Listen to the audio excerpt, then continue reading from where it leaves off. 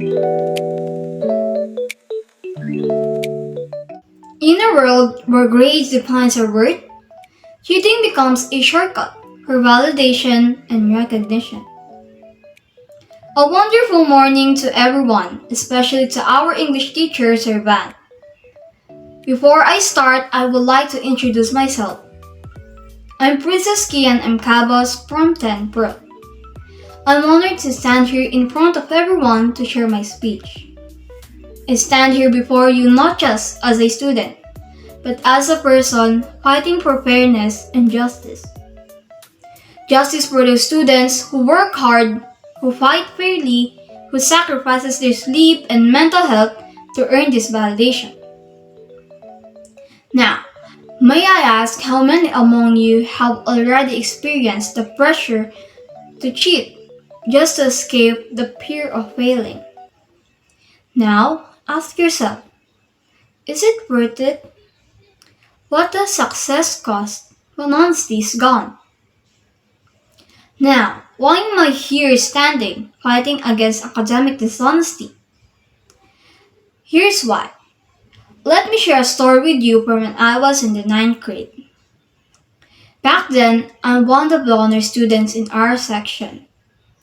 I mention this not to brag, but to inspire. Back then, I had this one classmate. Let's call her by the name Chrissy. Chrissy is also one of the honor students in our classroom. But I often got these complaints about her, whether it's about her having a cheat sheet, her asking my classmate to correct her wrong answer, or asking them to change her score. And the only thing that I can do at the time is to tell my teacher. Or so I thought. Fast forward to before the school year ends, our advisor held an open forum inside our classroom, so that before we move to the 10th grade, all of the misunderstanding will be cleared, the unspoken feelings voiced out, the conflicts be solved and left there behind. And when it's finally Chris's turn to speak, she states her reason why she cheated. Chrissy said she cheats because she wants to get high grades to get on the honor list so that her parents will notice her. Yes, the reason is valid. We all want our parents to be proud of us. But is their action valid? For me, my answer is no. Because cheating isn't the only way to achieve that validation. And if it's true that cheating is the only way to achieve that validation, why did I achieve that validation without cheating? But what exactly caused this? Why do some students cheat? Let me present some reasons why. First is peer pressure. Second is cultural norms. Third is the lack of consequences for cheating. Some students cheat because of their friends, whether it's because they are being forced to also cheat or because they want to fit in with them. It could also be because of cultural norms. Cheating becomes normal to them or their family. Cheating is being tolerated or seen as common, or it could be because of the lack of consequence. When the student knows that he or she will only get scolded when caught, they won't take it seriously.